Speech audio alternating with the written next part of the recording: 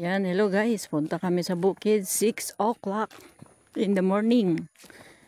Kami ay maghahanda ng aming tataniman ng palay. Maraming trabaho sa aming kabukiran guys.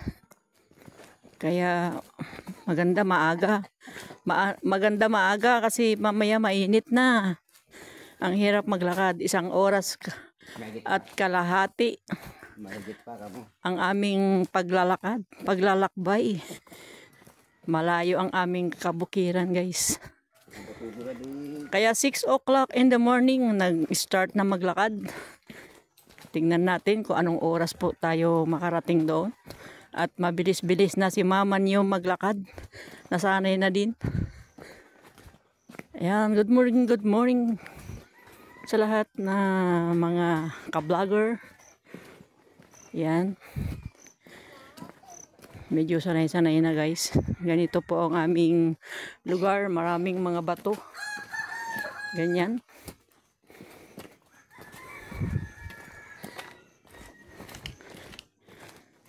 Yan ang pinsan ko. Pag walang kasama yan, mabilis pa yan. Tumatakbo. Yan. Kailangan maaga magkapunta sa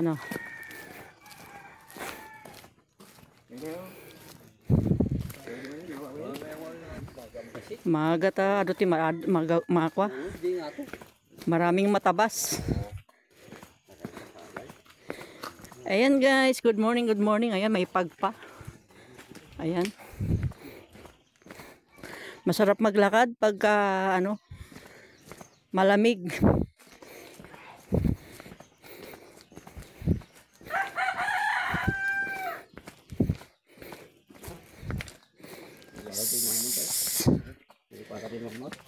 Ayan guys, so may pagpa oh. Ayan oh. Tingnan natin kung anong oras kami makarating. Pero unahin namin yung mas malapit na aming pupuntahan sa Gusut. Yun yung aming tatrabahuin ngayon. Tapos punta kami sa aming bukid ng aking tatay. Dito muna ako, tutulong muna ako dito sa aking pinsan. Kasi marami din silang lupa. Marami talagang trabaho, walang katapusan. Ayan guys. Tingnan nyo. Ang napsak nila, ang ginagawa nila napsak nila ay sako. Dahil mas matibay. Araw-araw po kasi sila pumupunta sa bukid. Ayan. Marami din po akong papataniman ng palay. Hindi lang ako ang kakain ng palay guys, ng bigas. Pati ang aking pamilya. Pag sineswerte, babahagian ko yung aking mga kapatid. Ayan, o kaya ibenta ko para pambayad sa buwis. Diba guys? Ayan, may chicken. Chicken Joy. Uy, sumagot. Jay. O, diba?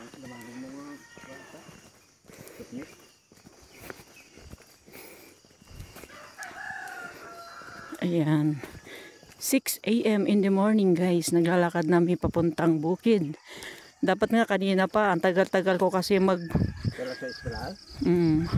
tagal-tagal ko kasi mag-ayos. Alam nyo na, kumain pa yung mga pinsan ko.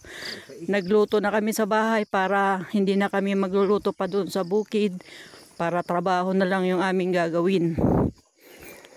Yan, shout out sa aking mga kapatid. Huwag kayong mag-alala. Alalagaan ko yung ating lupa. Hindi ko lang lupa yan, sa ating lahat. Gusto ko lang maalagaan yung ating lupa. Hindi ko yan inaangkin ng ating lupa. Kasi mahal ang lupa. Mahalin natin ang iniwan ng ating mga magulang. At diyan tayo pinakain ng ating mga magulang. Kaya tayo nabuhay. Maraming memories sa ating kalupaan. Ayan. Kaya mabuti naman at ako'y buhay pa. Hindi ko na alam kung anong mangyari pag ako'y nawala na sa mundo. Diba? Yung aking kapatid na dalawa, gusto nila umuwi, kaya lang maaga sila pong pumunta sa langit. Maaga silang kinuha ni Lord. Kahit gustuhin nila na pumunta dito, wala. Kaya sabi ng kapatid kong isa, ate, wag mong sabihin na ikaw uuwi. Kasi laging sinasabi ng ating kapatid na umuwi, namatay sila. Baka mamatay ka rin ate, sabing ganon. Sabi ko, hindi ako mamatay. Masamang damo ako, sabi ko. Yan, biniro ko ng ganon guys. Mababait kasi yung aking mga kuya. Kinuha ni Lord kaagad. Ayan, ganyan po ang mga apakan namin dito sa bukid. At shout out kay Mila Mix. Ito, yung kanyang binigay na bota. At ito ay napakagandang regalo ni Mila Mix sa akin.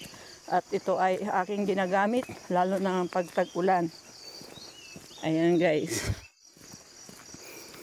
Mag-start na ako ng mag-aakyat sa bundok. I-mute ko muna. Mamaya na po tayo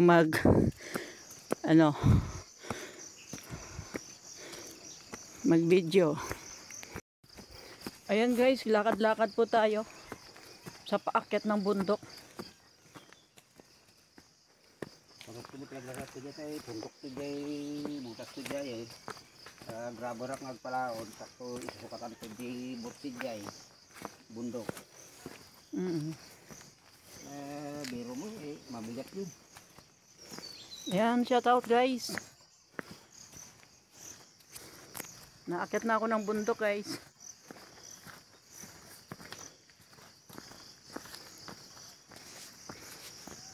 Ayan guys. Kaputikan yung aming dinadaanan. Meron shortcut. Dito kami nag-shortcut kasi mas mabilis po dito. Ayan, Mila Mix. Maputik. Thank you very much talaga sa iyong binigay sa akin na bota. Yan. Yan, pababa. Huwag mahirap. Kaya dito ka magdaan. Dito. Huwag lang dyan. Madulas. Oo, madulas dyan. Yan, shout out. Mila Mix Vlogs. Manang hindi ka naglag madang di din. Kasi di ba? Kung ano school dito din, mga nakapagbasa dahil hindi ka rakota. Nag-shortcut kasi kami guys ang daan kasi pagka dadaan kami sa may kalsada mas malayo. Kaya nag-shortcut lang kami dito sa kabundukan para mabilis kami makarating sa aming pupuntahan guys. Yan, malapit na. Dito rin kami nadaan pag uwi. Pero pag mayroon kaming sasakyan, doon kami sa kalsada na na dumadaan. O kaya pag malapit na yung tag-ulan, pag lumaki yung tubig sa ilog, hindi kami makadaan, doon na kami sa kalsada dadaan, maglalakad na lang kami. Ayan, nauna na yung pinsan ko guys. May kalabaw dito. Baka kakatakot. Kalabaw. Takot ako sa kalabaw. Ayan na. Yan. Ito yung ilog guys. Pag lumaki yan, doon na kami dadaan sa doon na kami dadaan sa kalsada. Yan.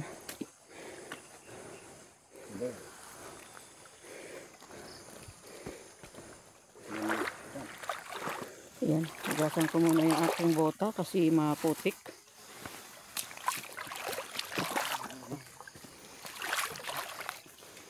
Yan guys. Baka madulas. Yeah. Oh. Shortcut ito guys, kaya dito kami dumaan. Yeah.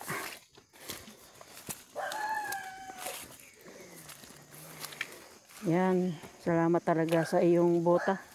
Nilamix. Yeah. Nauna na yung kasama ko guys. Siya yung aking gwardiya.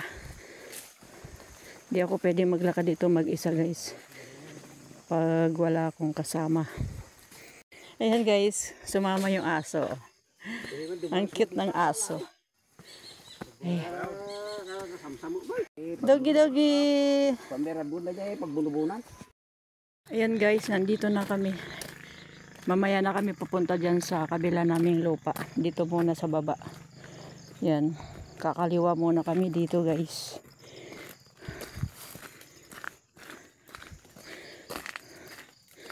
Yan. Tinatanggal niya yung nakaharang kasi kaya hinaharangan namin papasok baka ubusin yung mga ano dito palay pagka nagkaroon ng palay. Ayan, tumulo yung pawis guys. Andito na kami sa aming mas malapit na lupa. Dito po kami banda nagtatanim ng tinatanamin namin to ng mais nung buhay pa yung aking ama.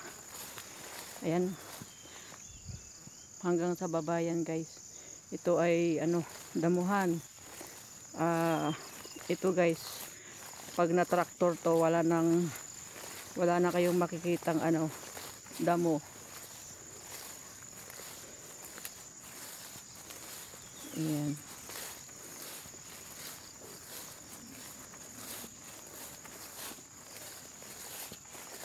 Doon sa kabilang bundok na yun guys. Yun yung isa naming lupa. Mamaya kami pupunta. Mag-aararo muna kami dito guys. Sayang yung di marata traktor din yung natubo na yan. Oo. Sayang, no? Hindi, dito lang. Pati simula dito. Eto, dapat tinatanggal nyo arosip. Walang awanti sa amin. Maraming ligaya, maraming lupa. Ito guys, ang daming daming spinach, pagkain ng pagkain po yan ng baboy. Dito ang matraktor, simula dito hanggang doon sa mangga. Kaya pag mag-alaga kami ng baboy guys, maraming pagkain ng baboy dito. Yan. Baboy yan yung may tinik na kalunay. Oo, spinach. Kainin ng baboy itong may Hindi tinik na kalunay. Hindi mauubusan ng pagkain ng baboy guys. Kasi kalunay. Kumbaga sa Ilocano, binubugbog. Sa Tagalog, Niluluto namin yan. Ito, yung spinach. para may makain ng Saka baboy. marami din doon sa baba ng kangkong. Pwede rin yun kuhanan na Pwedeng adobo. pwedeng ulam ng tao. Tapos iluluto ko yun para sa baboy. Pagkatapos na magtanim ng palay guys, asikasuhin namin yung baboy. Magagawa kami ng kulungan. Kaya yung pagtira ko dito guys, bagong start, maraming gastos. Sana meron akong gagastusin, mabigyan ako ng aking mga anakis.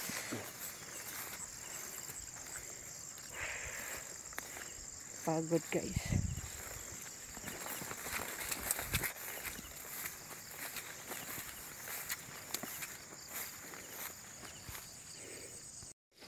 Ayan. Dito muna kami guys. Sabit mo muna namin yung mga dala namin kasi malanggam.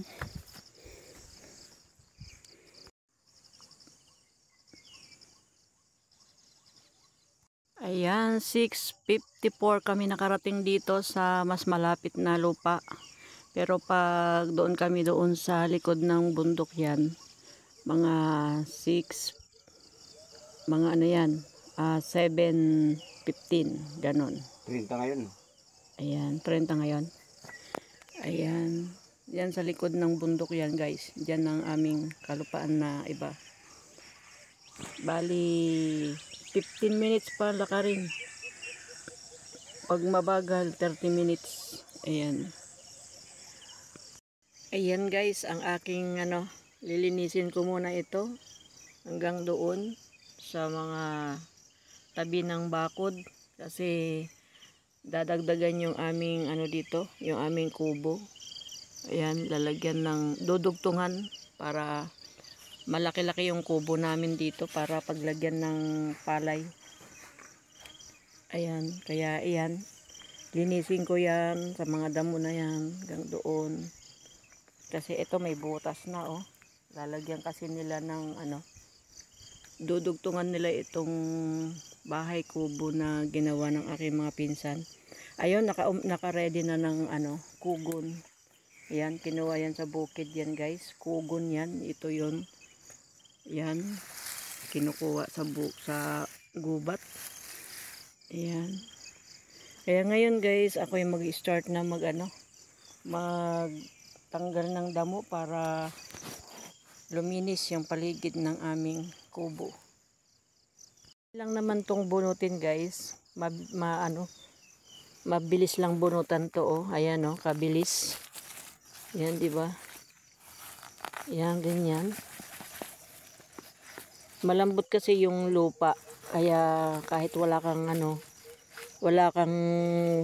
itak, madali lang bunutin. Ayan guys. Ayan, nakaganito ako para hindi masakit sa kamay. Ayan, mabilis lang yan guys. Hindi siya mahirap bunutin yung mga damo. Kasi tumubo lang naman ito na isama sa hangin. Hindi naman ito hindi naman to na ibaon. Kumbaga nasa ibabaw lang. Ganyan din yung pagkuha ng palay. Pag tumubo na yung palay guys, mabilis lang. Ayan. Hindi na kailangan ng itak guys kasi napaka bilis bunutin. Di ba? Ayan, hindi masakit sa sa kamay. Ayan guys.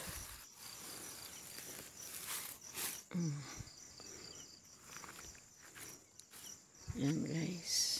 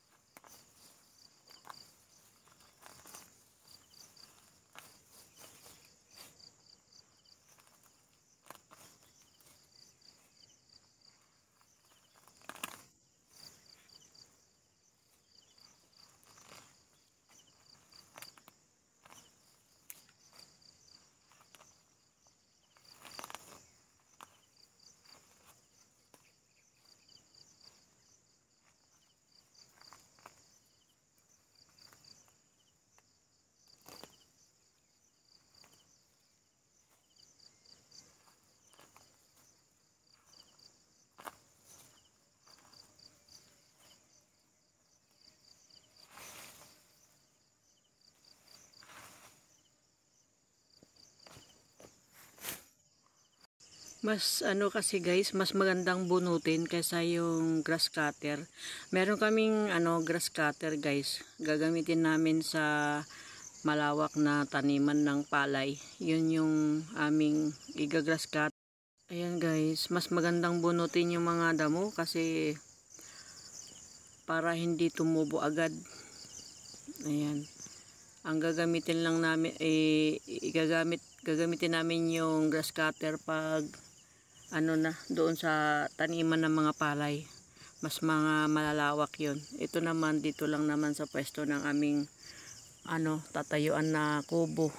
Ayan. Kaya okay lang na bunutin ko. Ayan, habang sila, ang aking mga pinsan kumukuha ng mga yung ganyan kawayan na maliliit. Ang tawag dito sa Ilocos ay poser. Ayan. Yan yung maliliit na kawayan guys na ginagamit sa mga bakod din dito. Doon naman sa bukid namin sa kabila ng bundok na yan, yung naman, kakwati. At saka yung lagundi, yung aming pinambakod doon. Pero mas marami yung kakwati na pinambakod namin. Ayan guys. Ayan guys, 4:30 na. Pupunta naman kami doon sa kabila. Mag-aararo kami saglit doon sa aming pagpunlaan doon sa Geset. Yan. Yan yung aking nakayo guys. Marami akong nakuhang mga tuyong kahoy. Ayan. Saka yun malalaki. Madali na yung malingas na yan guys kasi malalaki yan. Tapos yung andoon, hindi ko pa napuputol. Yan mga nakahoy ko guys. At saka marami pa doon. Doon pa sa dulo doon guys. Hindi ko pa nakukuha yung mga inipong ko doon. Ito lang. Nandito. Ayan. Putol-putulin ko pa yan. Gaya nito. Ayan oh. Pati yung malalaki. Binuhat ko yan guys na nilapit ko dito sa aming pahingaan. Ayan. Punta naman kami sa sa kabilang bukid mag-aararo ng pagpupunlaan. Kaya yun nagpuputol ulit doon sa banda roon sa baba. Kasi doon yung tatanimang kong palay. At babakuran namin kung saan yung nadaan ng baka. Ayan, babakuran namin. Ayan guys.